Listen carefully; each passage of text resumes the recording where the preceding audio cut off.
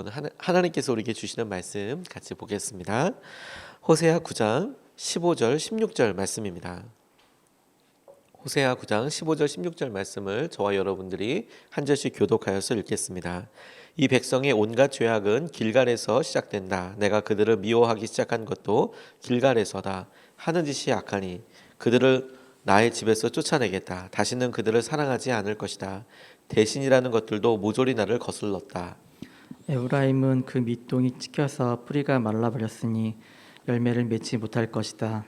그들이 자식을 낳는다 하여도 그들이 낳은 귀여운 자식들을 내가 죽게 할 것이다. 아멘. 하나님 말씀입니다. 우리 호세아서를 쭉 읽어가면서 하나님께서 북이스라엘과 남유다에 가지고 계셨던 마음들을 가감없이 솔직한 직접적인 언어로 이야기하시는 것에 우리가 주목하고 있습니다. 9장에서부터는 이제 더 구체적으로 북이스라엘에 대한 하나님께서 심판을 이러이러하게 진행하겠다라고 하시는 말씀들이 쭉 이어져 왔고, 이제 그게 오늘 읽은 말씀은 그 중에 한 부분입니다.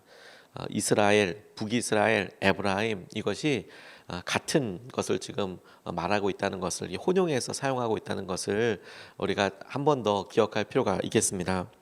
하나님께서 심판의 내용과 방법에 대해서 알려주시는데 이 말씀들을 가만히 묵상하면서 우리가 계속 떠올리는 게 무엇이냐면 하나님께서 심판과 그리고 이 심판에 대한 구체적인 내용을 알려주시는 것이 하나님께서 사랑을 표현하시는 또 다른 한 방면이라는 것을, 사랑의 한 부분이라는 것을, 사랑의 다른 면이라는 것을 우리가 깨달을 필요가 있겠다고 싶습니다. 부모와 자녀 사이에 애착 관계라는 표현을 씁니다. 어떻게 관계를 갖고 있는가?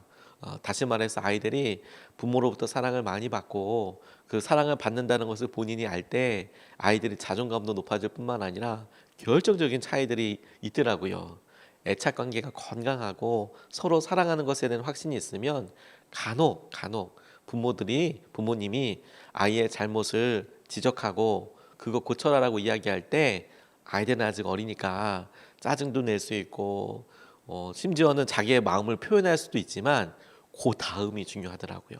자기가 혼났을 때, 어려울 때 아이들이 그것에 대해서 삐져서 오랫동안 가지 않고 바로바로 고치고, 혹은 그 이후에도 바로 그런 일이 없는 것처럼 다가와서 엄마, 아빠 안기고 자기의 또 다른 필요를 이야기하고, 그러니까 자기가 잘못한 것과 자기의 어떤 허물들에 대해서 그것이 자기와 부모와의 관계에 문제가 있다고 생각하지 않아요. 건강하게 자기 것을 고치고 나아가게 되죠.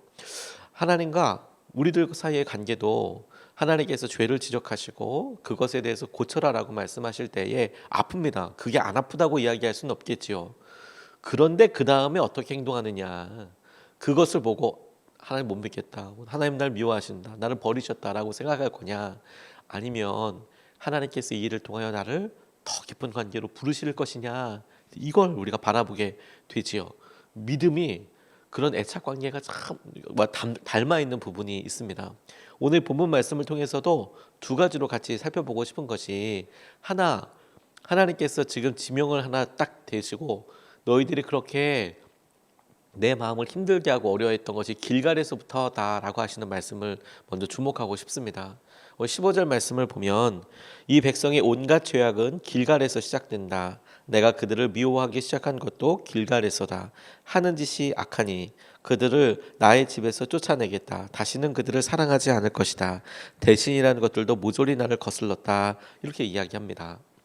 우리가 헛갈리지 말아야 될 것이, 여로보암이 르호보암과 함께 분리되어서 각각 에브라임을 중심으로 하는 10개 지파가 만드는 이스라엘, 우리가 북이스라엘이라고 부르고, 그리고 유다와 베냐민이 한 나라를 이루었던 남유다, 이렇게 나라가 구분되게 됩니다. 그리고 이 여로보암이 왕이 되자마자 했던 여러 행동들 가운데 가장 처음에 해당되는 부분이 뭐냐면, 북이스라엘의 에브라임 지파와 또 남유다 베냐민을 제외한 10개 지파 사람들이 6월절이든 절기를 지키기 위해서 예루살렘이 있는 남유다로 내려가는 것을 보고 위험하다고 느꼈어요. 그래서 각각 베델과 단이라는 곳에 하나님을 향한 예배를 드리기 위한 제단을 쌓습니다. 그래서 절기를 거기서 지키라고 그렇게 이야기하고 그곳에 금송아지를 하나씩 이렇게 만들어 놓습니다. 그게 하나님이라고 만들어 놓습니다. 베델은 남유다로 보면은 바로 접경 지역의 북쪽이에요. 어, 유다가 남쪽에 있다 보니까. 그런데 북이스라엘의 입장에서는 제일 남단입니다. 그러니까 남유다와 북이스라엘이 각각 그 방 위로 북쪽, 남쪽으로 우리가 나누어서 북이스라엘, 남유다 이렇게 부르지만 유다와 이스라엘로 나누어지게 되거든요. 이스라엘이 북쪽에 있습니다. 그런데 이스라엘의 영토에서 제일 남단이 어디냐면 베델이라는 곳이었어요. 남유다는 북쪽이 되겠죠. 그리고 단은 북이스라엘의 가장 북쪽에 있는 곳이었습니다. 그러니까 베델과 단에 그들이 각각 제단을 쌓았다라는 것은 그들의 영토에서 가장 남단, 그리고 그들의 영토에서 가장 북단, 아래 위로 제단을 쌓았다라는 것입니다.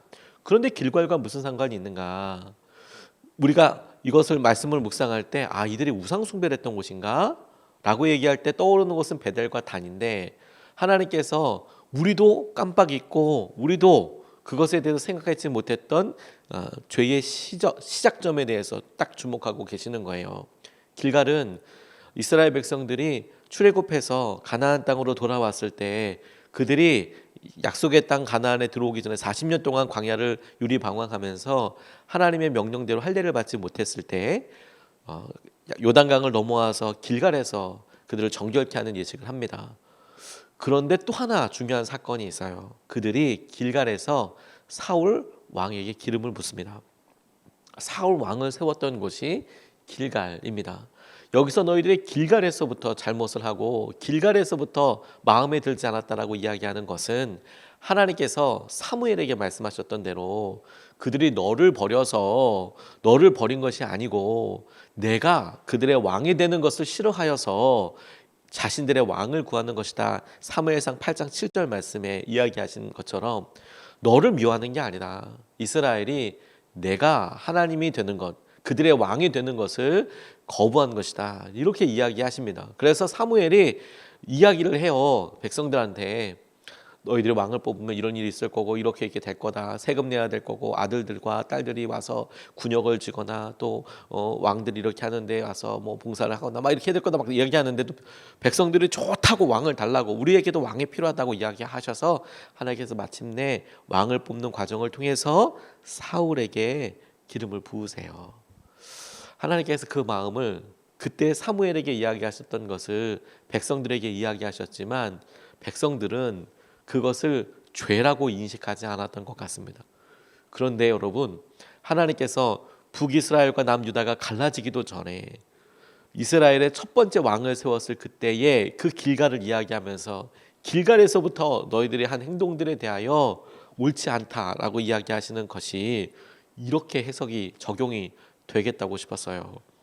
우리의 삶에 하나님이 아닌 다른 무언가를 왕으로 세우기 시작했을 때부터 우리에게는 사울이라는 구체적인 왕, 그 왕이라고 이야기할 수 있는 우리의 우리 자신이 어느 순간에 우리 삶의 결정권을 갖고 우리에게 안정감을 주는 무엇으로 변하기 시작했을 때 우리가 그것을 우상이라고도 부르고 우리 자아라고도 이야기하는 그것이 우리의 삶에 하나님보다 더 높은 자리를 차지하기 시작했을 때부터 하나님께서는 그것이 죄라고 보고 계셨다는 거예요.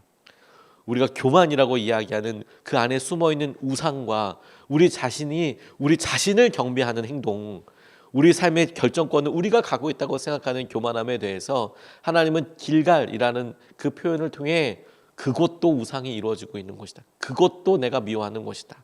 그때부터 내가 이것을 경계했다라고 말씀하고 계시는 거예요. 하나님을 떠난 자리, 하나님 중심에서 우리의 중심으로 삶이 훅 방향이 돌아오는 순간 우리 자신의 삶의 왕의 자리에 하나님이 아니라 우리가 왕좌에 떡 앉고 되게 되는 것입니다. 그래서 그것 때문에 우리 뜻대로 되지 않으면 절망하고 좌절하고 속상하고 그런 일에 대해서 당연하다고 생각하지만 그런 일들에 대하여 왜 이런 일이 생길까?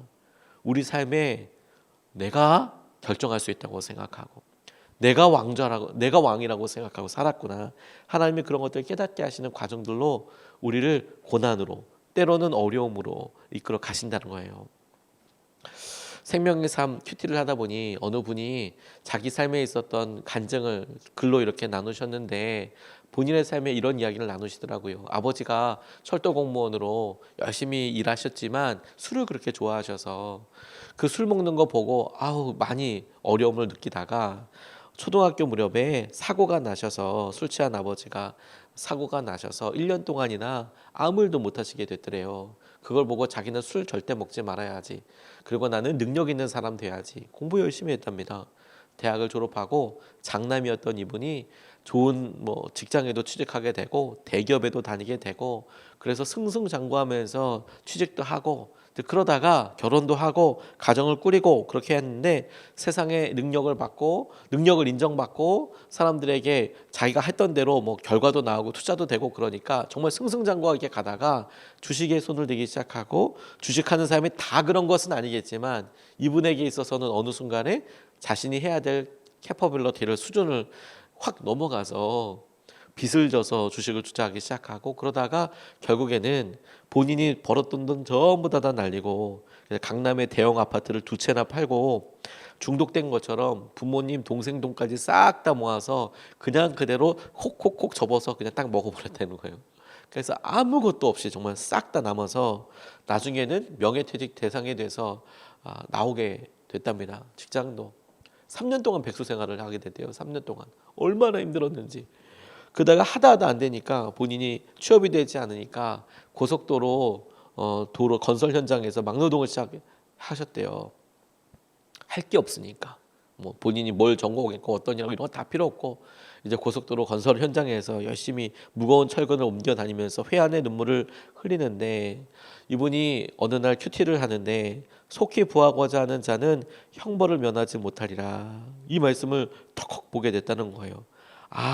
속히 부하고자 하는 것과 탐심과 이 탐심이 우상숭배라는 거 이것이 그냥 그날 아침 큐티를 하는데 자연스럽게 하나하나 이렇게 자기 마음속에서 밝혀지더래요. 그리고 가만히 생각해 보니까 내가 당연하다고 생각했던 영역들 가운데 내가 이렇게 상처받고 살아가고 삶의 방향을 가늠했던 것에 처음으로 돌아가 내가 아내와 자녀들에게 진심 어린 사과를 해야겠다. 내가 우리 가족들에게 미안하다고 이야기해야겠다. 어느 순간인지 모르겠지만 내가 가족들에 대해서 그렇게 해도 된다고 결정하고 내가 내 삶의 왕자에 앉는 거죠. 결정권을 가지고. 그리고 부모님들에게도 내가 함부로 부모님들에 대해서 평가하고 내가 낫다고 생각하고 그런 여러 일들의 이분이 말씀으로 한 번에 훅 깨닫게 된 게 뭐냐면 내가 중심이고 내가 결정하고 내가 이 일에 책임지고 내가 성공하고 요 내가 했던 것들이 이제 비로소 말씀 가운데 이게 우상이구나. 그래서 성공과 부 이 집착을 통해서 너무 괴롭고 힘들지만 누가 이것을 움켜쥐라고 하고 있는가? 하나님께서 주시는 부와 하나님께서 주시는 재정은 근심과 같이 주지 않는다고 하나님께서는 분명히 말씀하고 계세요. 하나님이 공급하여 주시는 것은 근심과 겸하여 주시지 않는다고. 근데 내 안에 있었던 내가 붙잡으려 했던 여러 일들 가운데 있었던 일들을 자기가 보게 되었노라고. 하나님께서 우리에게 길갈에 대해서 말씀하세요. 우리 삶에 우리가 중심인지 우리가 왕좌에 있는지 우리가 이것을 붙잡고 하나님 중심으로 얼른 자리를 옮겨서 오늘도 주님 앞에 나아가 의지할 수 있으면 좋겠습니다. 두 번째로 붙잡고 같이 기도하고 싶은 것은 경고와 사랑에 대한 메시지예요. 16절 말씀입니다. 이 16절 말씀을 묵상하면서 이 말이 참 이율배반적이고 혹은 반어적이라고 저는 생각하게 됐습니다. 16절 말씀 15절 하반절서부터 16절까지 말씀을 보면 다시는 그들을 사랑하지 않을 것이다. 대신이라는 것들도 모조리 나를 거슬렀다.